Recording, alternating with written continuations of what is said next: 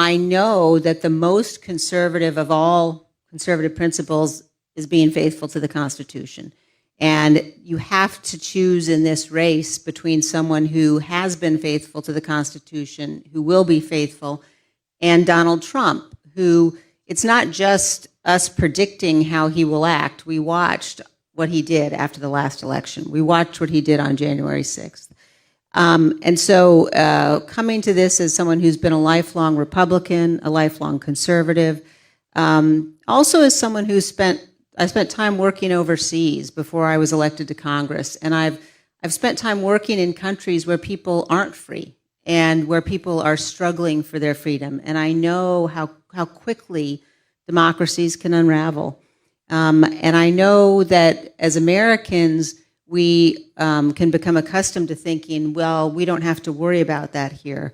But I tell you, again, as someone who has seen firsthand how quickly it can happen, that is what's on the ballot. It's absolutely what's on the ballot. I also, I come to this decision as a mother.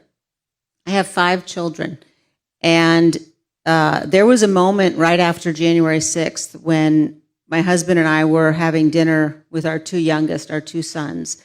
And I looked across the table at my young sons, and I thought to myself, you know, in the aftermath of the attack on the Capitol, are they going to grow up in a country where we don't have to worry about the peaceful transfer of power? Are they going to grow up in a country where that is guaranteed? And I believe that every one of us in this election has a duty and an obligation to do what we know is right for the country, and that's to support Vice President Harris. I hope everyone does really understand that we represent something, imperfect though we certainly are, flawed though we may be.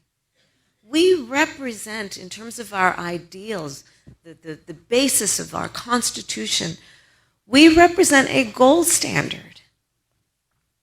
And when we have someone who has been president, who wants to be president again, who is saying he would be dictator on day one, would weaponize our Department of Justice, one of the principles of our democracy is that we say we have a justice system that is blind, that is not punitive against one's enemies.